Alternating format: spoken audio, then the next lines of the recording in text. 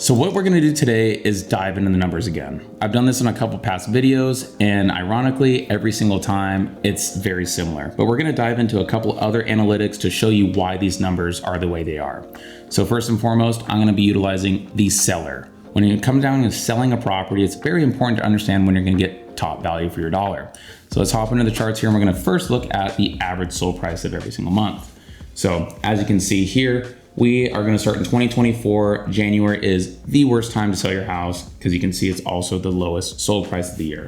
So going up, you really pumps up during those spring, summer months, comes down, comes up, and here we are, that January, the lowest of the year. So now we're gonna understand why that is. So now going over here, we are gonna be looking at the average days on market. This is from active to pending. So this shows you the buyer demand. And this works for buyers and sellers. If you wanna kind of go the opposite, if you're a seller, you wanna sell when days are low on market. When you're a buyer, you wanna buy when days on market are high, because this shows you the buyer demand of that certain time of the year.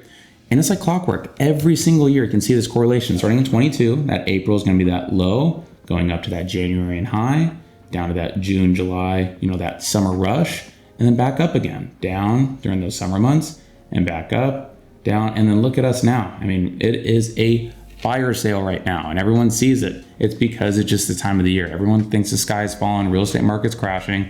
Realistically, at least here in Washington, every single winter, the market shows a low buyer demand during the winter months. So what does that correlate to? A great time to buy. Now, when it comes down to the rates dropping, there's a lot of news coming out, making housing more affordable through lower interest rates. So there's a lot of news around buying real estate right now. So do I think that we're gonna have a lower days on market this summer? It's inevitable. So if you're a seller and you're on the sideline of saying, hey, should I sell my house now or should I wait till the market starts heating up? Looking at the days on market here, that March, April, May timeframe is by far the best time to sell your house.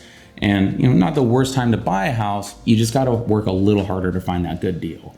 But every single year, you can see that the buyer demand really just shoots through the roof during that late spring, right into the beginning of the summer. So strategically timing the market, and you're looking to sell your property, wait until those spring months and you'll be surprised. The buyer demand just goes through the roof. And as you can see, that does also correlate to sales price. That's when we get the majority of that big pump, that big increase in sales price is going to be during those spring months. So using both of these charts, you can analyze when it makes the most sense to list and also when it makes the most sense to buy. Because it's not just the average sales price, it's most importantly the days on market. The active to pending time frame shows you the buyer demand. So when the average days on market are low, great time to sell. When average days on market are high, great time to buy. So utilizing these numbers, you really want to take a step back and say, when does it make the most sense for me to pull the trigger? And this data really does back it up.